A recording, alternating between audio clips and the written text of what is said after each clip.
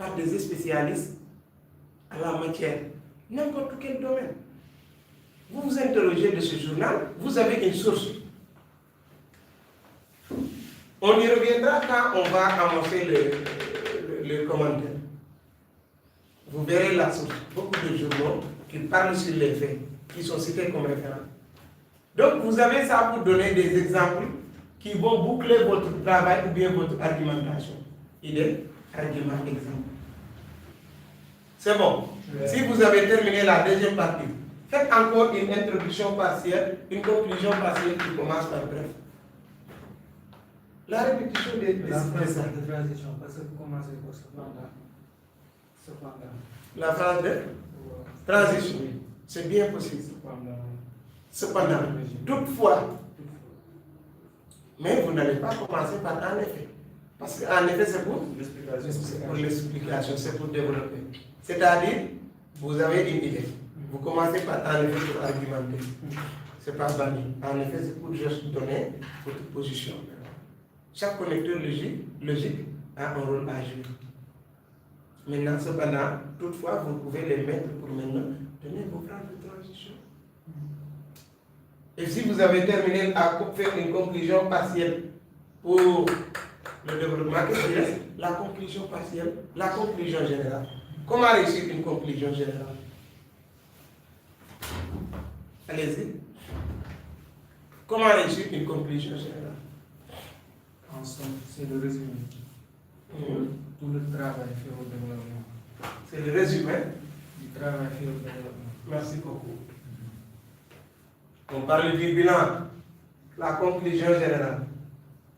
Attention, cette conclusion n'est pas la même par rapport aux conclusions partielles que vous avez. Parce qu'ici, vous avez des parties à donner dans la conclusion générale. Lesquelles?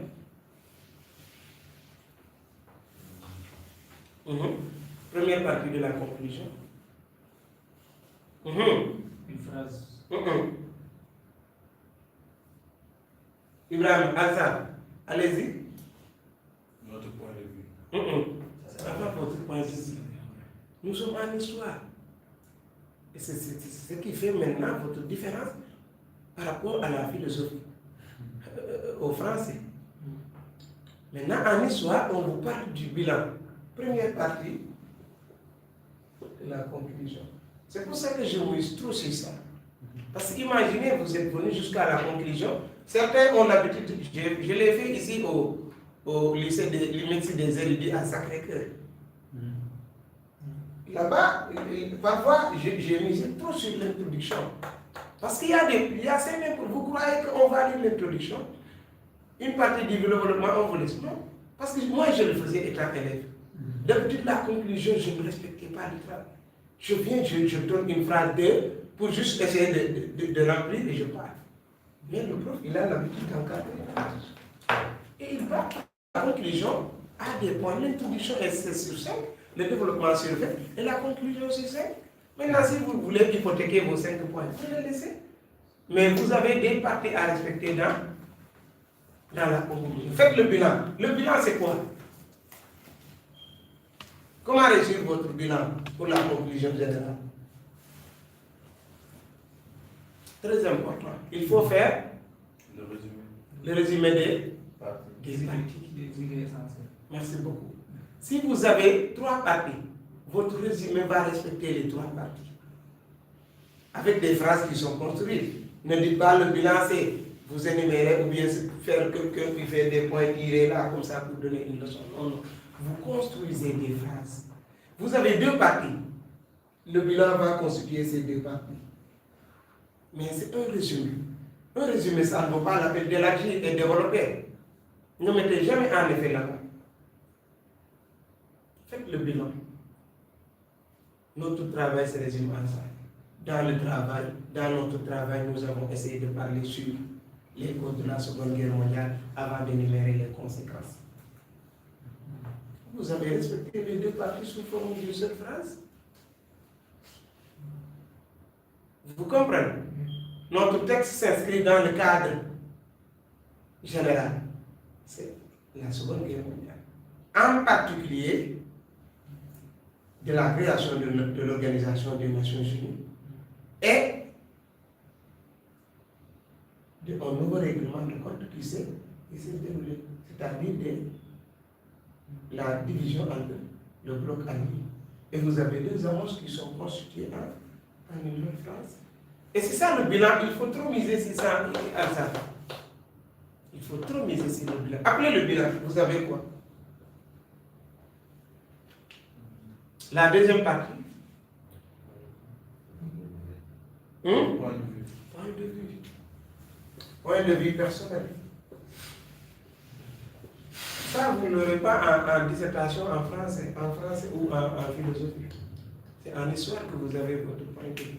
Faites votre point de vue. Maintenant, votre point de vue, vous avez compris, vous avez réussi à faire une problématique. Vous avez réussi à développer. Vous avez réussi à faire un petit bilan. Qu'est-ce qui reste votre point de vue? Maintenant, c'est d'après votre compréhension. Ne cherchez pas des verbes ailleurs. C'est devant vous. Maintenant, dites-nous que la Seconde Guerre mondiale a été un événement marquant. C'est toujours nous avons respecté les sujets et les exemples que nous avons donnés. La Seconde Guerre mondiale a été un événement tragique qui marque, bien qui a causé des dégâts matériels, humains et moraux dans le monde. Toutefois, il est convaincu, ou bien il est convenu de comprendre que de tels événements sont catastrophiques pour la vie humaine et la nature. Pourquoi j'ai dit vie humaine? Parce qu'il y avait des pertes humaines. Le matériel, on peut encore reproduire. Mais la nature et l'environnement, vous ne savez pas il y a des écologistes qui défendent l'environnement.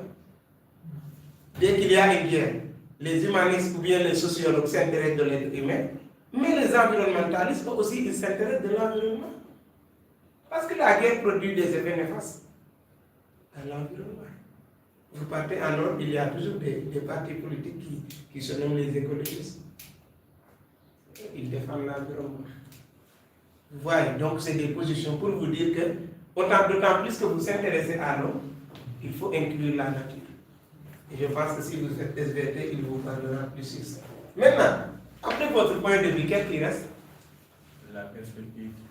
Ça, c'est primordial. Vous pouvez la faire, comme vous pouvez ne pas la faire. Si vous avez du temps, vous avez bien lu. Si vous pouvez faire une perspective. Mais dites-vous que c'est facultatif. Il n'y aurait aucune sanction si vous maintenez ça. Mais comme vous partez en guerre, c'est l'examen. Préparez-vous à tout. Faites une perspective.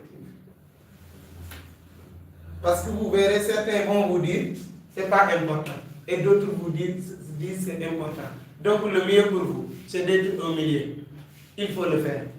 Comme ça, vous ne gagnez rien si vous faites ça. Mais ça vous rendre parfait votre travail parce que vous pouvez tomber sur un correcteur qui a recommandé à ses élèves de faire la perspective. Et dans ça, vous aurez un compte à rendre avec lui. Donc il faut le faire. C'est plus simple que ça. C'est bon. Donc vous avez le bilan, votre point de vue est là. Et la perspective pour... La perspective, qu'est-ce que ça sert?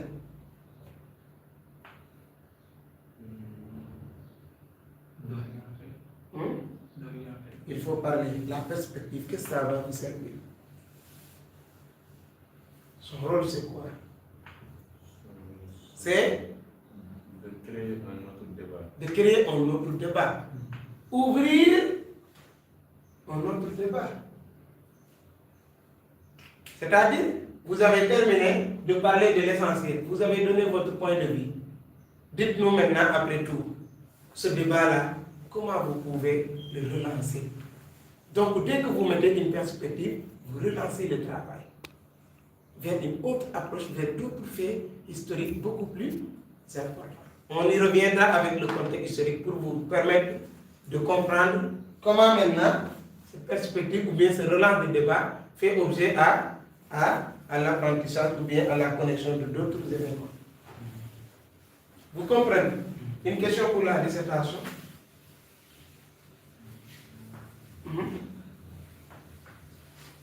Allez-y.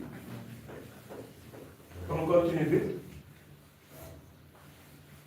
C'est bon. l'exercice que vous aimez plus. Sûrement, vous allez faire le commentaire. Qui est prêt pour la dissertation? Il faut maintenant commencer les deux. Vous êtes ça? Ils disent qu'ils ne sont pas prêts pour la dissertation. Il faut se mettre à tout. Surtout cette année, vous avez vu, pour les écoles publiques, vous avez acquis beaucoup de retard. Et voilà, comme vous le savez, c'est toujours s'il y a, c'est l'acquis ou c'est manquement, c'est l'élève qui paye le prix. Parce que l'enseignant, il est obligé de respecter le calendrier. D'habitude, le ministère, même s'il y a peut-être une prolongation, c'est juste 15 jours, une vingtaine de jours, mais jamais un mois ou plus. Donc les examens, c'est pour bientôt. Vous avez vu, c'est la même période pour chaque année. Donc c'est à partir du 20 jusqu'au 10, et vous verrez que toutes vos évaluations. Donc préparez-vous aux deux, je vous l'ai dit. Moi, en terminale, j'aimais plus. Première semaine, je faisais que la dissertation. Parce que j'apprenais mes leçons. J'avais compris la méthodologie. Mais je sais que le commentaire, vous gagnez beaucoup plus de points.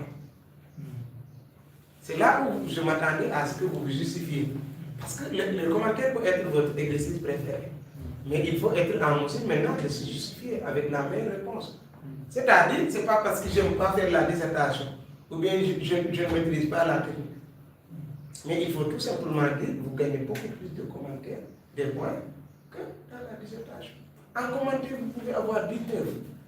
Mais pour voir maintenant une dissertation de 19, il faut faire le tour du ciel et revenir. Vous comprenez? Maintenant, on revient pour le commentaire. C'est quoi le commentaire? Allez-y. Expliquer un texte.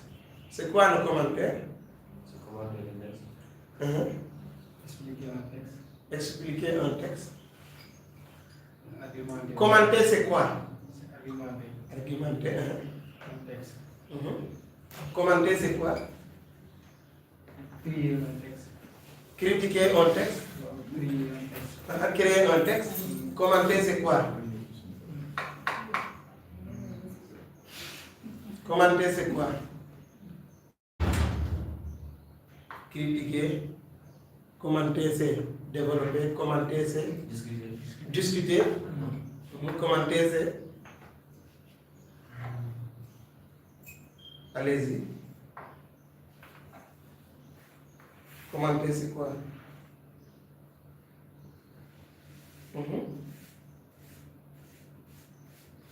Il faut savoir c'est quoi commenter d'abord. Expliquer. Commenter, c'est expliquer. Commenter, c'est expliciter. La différence entre expliquer et expliciter, vous comprenez? Expliquer, c'est rendre clair. C'est bon.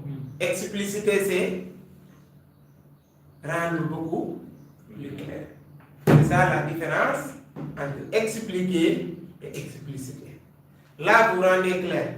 Alsan, il a rendu ça clair. Mais Ibrahim l'a explicité, il l'a rendu beaucoup plus clair. C'est ça maintenant que vous avez besoin. Et c'est ce qui fait la différence entre lui, il a expliqué, et l'autre, il a explicité. Vous avez les deux. Qu'est-ce qui est meilleur entre les deux? Expliciter. Explicité. Parce que là, vous rendez la chose beaucoup plus claire.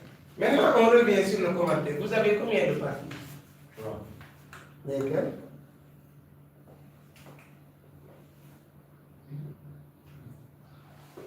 Introduction, développement et La conclusion. conclusion. Maintenant, on revient sur cette partie. Parce que c'est différent quand vous avez l'introduction d'une dissertation, ou bien le développement d'une dissertation, ou la conclusion d'une dissertation. Ici, c'est le commentaire. Rendre clair, rendre plus clair. On revient. Quelles sont les parties de l'introduction du commentaire? Présenter un texte. C'est, Présenter un texte. on dit la présentation d'abord. Présentation. L'auteur d'un texte. Les présentations. On présente quoi? Auteur. Le texte et l'auteur. Le texte, c'est le document. Vous pouvez mettre ici présentation du document et de l'élève. Allez-y, deuxième partie. L'idée générale. On dit contexte historique. Votre bête noire. Ou bien, c'est pas votre bête noire. Contexte historique. Oui, Ça dépend. ça dépend. Le contexte historique, ça a toujours été le bête noir des élèves de terminale L2. Contexte historique est Contexte historique. contexte historique. Allez-y. Contexte historique, est-ce qu'on ne va pas attendre ça au niveau de la conclusion? La conclusion a deux parties. La contexte historique et la critique d'ensemble. On y reviendra, c'est bon. Ouais. Après le contexte historique, nous sommes toujours dans l'introduction d'un commentaire historique. Vous avez l'analyse. Après l'analyse, vous avez le plan. Regardez maintenant cette introduction. Tout ça, c'est l'introduction. Vous aurez que vous pouvez passer 2 heures de temps à faire cette introduction.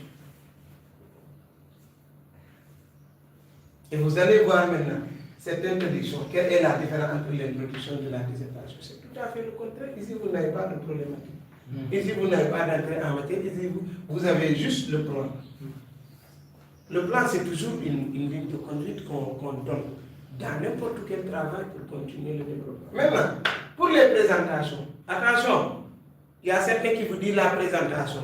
Il y a 2 présentations dans la présentation. Donc, c'est pourquoi j'ai mis présentation avec S, pour parler du texte et de l'auteur. Parce qu'on ne peut pas vous dire, faites la présentation, ça peut être une question. Faites la présentation. Si maintenant la question n'est pas définie, prenez les deux, le texte et l'auteur. Maintenant, si on vous demande, faites la présentation du texte, vous vous limitez au texte. Faites la présentation de l'auteur et du texte, ou bien du texte et de l'auteur, vous faites les deux. Présentez l'auteur. Vous savez que c'est la présentation. On présente l'auteur. Maintenant, comment présenter l'auteur? C'est ce que nous allons voir. Ou bien, comment présenter le texte? C'est des questions qui vont venir. Présenter le texte, vous l'aurez en commentaire. Mais souvent, on donne quoi? L'auteur ou le texte?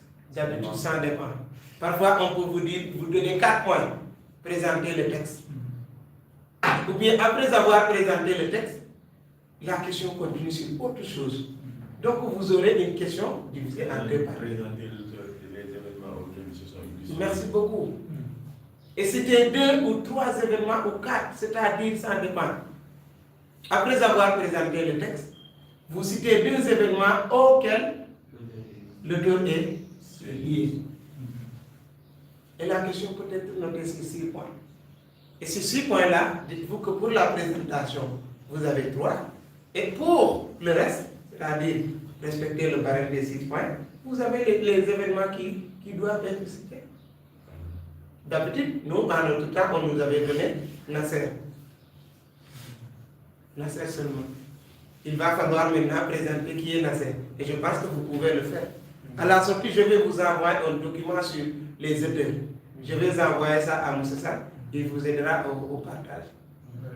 Et vous aurez Nasser, les Ben Gurion, vous aurez les Nikita Khrouchtchev, tous les présidents, hommes d'État ou bien les acteurs, et maintenant ceux qui ont produit, même des journalistes, vous les aurez pour la présentation parce que vous aurez ces genres de travail pour partir à l'examen. Maintenant, pour la présentation du texte, comment on réussit ça? On a besoin de quoi? Situer le texte. Situer le texte. Avant de situer le texte. Avant de situer le texte. Vous avez besoin de quoi? Les sources d'abord. Nettement, vous verrez, après le texte, il y a toujours la source qui est en bas. La forme du texte, c'est le discours. Merci beaucoup. La nature du texte. On parle de la nature du texte. Quelles sont les natures du texte que vous connaissez? Discours. Un discours, Allez-y. Un discours. Le texte est un discours. Le texte présenté est un discours. Allez-y. Le texte est un discours. Un document.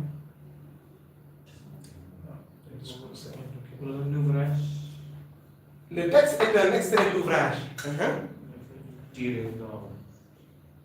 Un extrait, on dit extrait, ça remplace toujours tiré. Le texte est tiré de l'ouvrage intitulé. Après, vous citez. Le texte est tiré du discours de Ho Chi Minh. Merci beaucoup. Du discours de Churchill, etc. Vous précisez la date. Allez-y, encore. À part l'extrait de l'ouvrage, l'extrait du discours.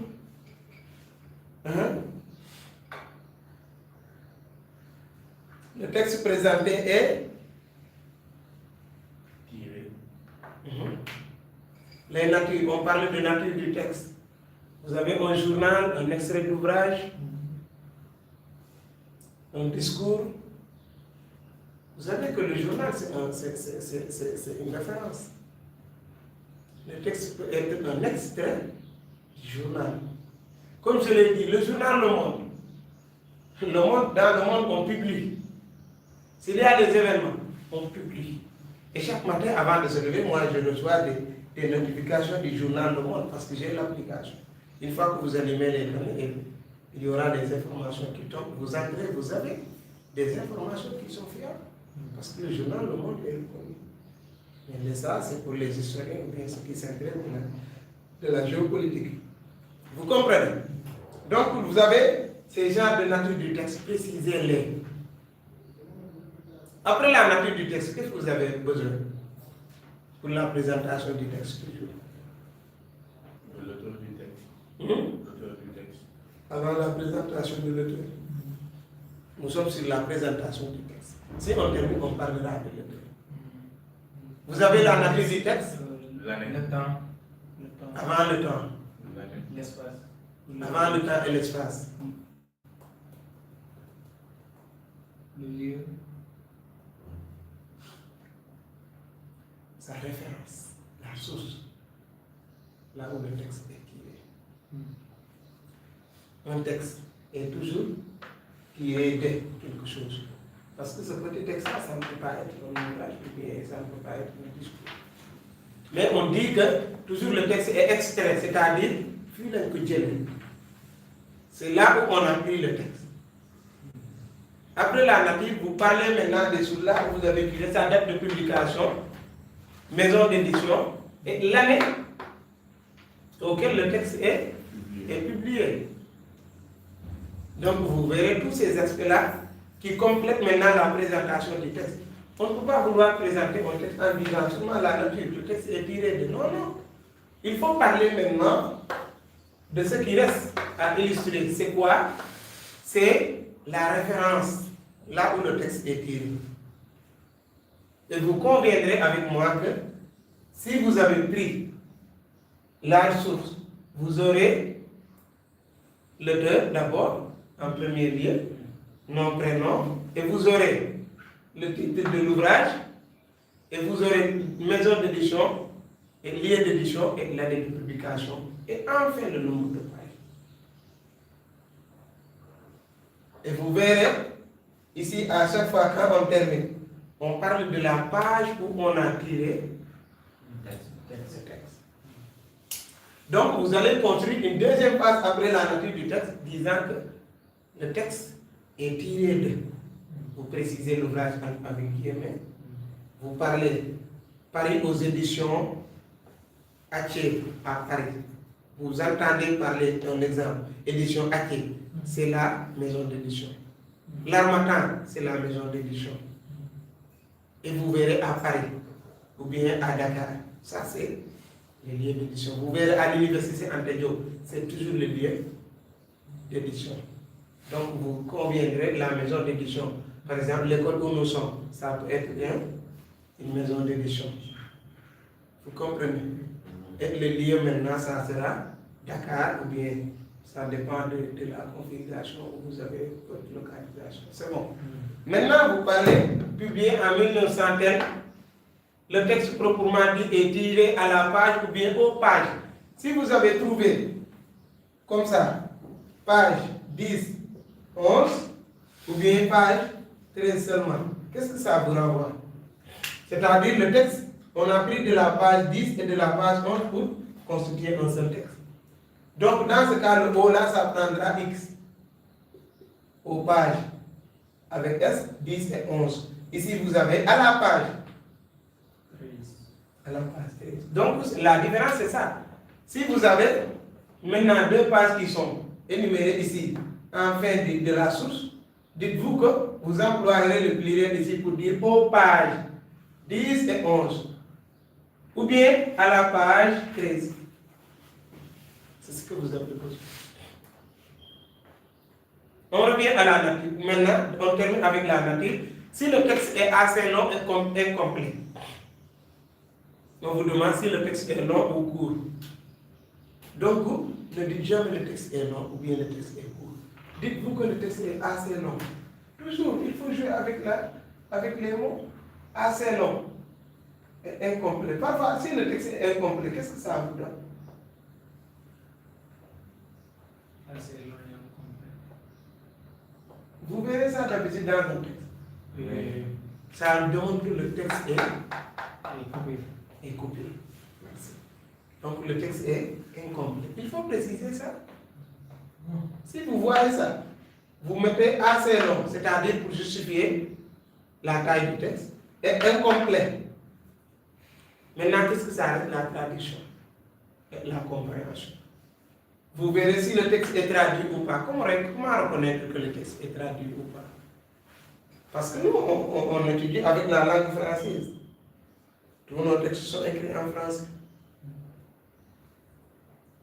Vous regardez qui parle. Qui parle. C'est très important. Si c'est Nasser qui parle, Gamal Abdel Nasser, il se prononce en arabe. Et vous direz que le texte est traduit de l'arabe en français. Si c'est Wilson Churchill qui parle en anglais, parce qu'il fit en britannique, le texte est traduit de l'anglais en français. Si c'est Mikhail Gorbatchev qui se prononce, le discours de Gorbatchev, c'est le texte est traduit de la langue russe au français. Donc, si c'est le chancelier allemand Otto von Bismarck qui s'est prononcé, on tire de son discours. Qu'est-ce que vous allez dire? C'est de l'allemand en français. Dites-vous donc, c'est ça que vous avez besoin. Vous comprenez? Maintenant, si c'est un discours tiré du général de Gaulle, on dira. Le texte n'est pas traduit. Le texte est original. Tous les textes sont des textes originaux. Vous direz simplement le texte est écrit en français contemporain. Vous comprenez? Assez long et incomplet, le texte est écrit en français contemporain. Ou bien le texte est traduit de l'anglais en français ou bien de l'arabe en français. Cependant, il nous pose des difficultés de compréhension. Parce que toujours, il ne faut jamais dire que nous avons compris le texte ou bien le texte est difficile ou le texte n'est pas difficile. Dites-vous que ça vous pose des difficultés de compréhension. C'est bon. Maintenant, on revient sur le texte. Quand on nous dit c'est le contexte historique. Le texte avant le contexte historique, nous sommes sur présentation de l'auteur. Qu'est-ce que vous avez besoin sur lui? Sa nationalité.